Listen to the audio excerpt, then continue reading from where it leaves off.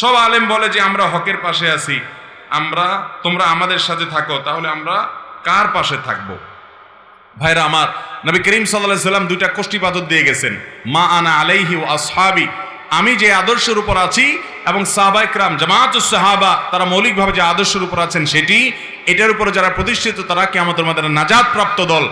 আর সেই সাথে নবীজি বলে গেছেন, তারাকতু ফিকুম আমরাইন, আমি তোমাদের মধ্যে দুইটা জিনিস রেখে গেলাম, কিতাবাল্লাহি ওয়া সুন্নাত রাসূলিহি, আল্লাহর কোরআন এবং রাসূলের সুন্নাত, লান তাদিল্লু মা তামাসসাকতুম বিহিমা, এগুলো যদি তোমরা আঁকড়ে ধরো কোনো দিন তোমাদের কেউ গোমরাহ করতে, পথহারা করতে পারবে।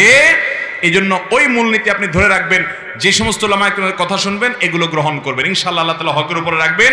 এগুলো গ্রহণ না করলে আপনি হকের উপরে প্রতিষ্ঠিত থাকতে পারবেন। অতএব ব্যক্তি নয়, বরং কোরআন সুন্নাহর অনুসরণ করবেন।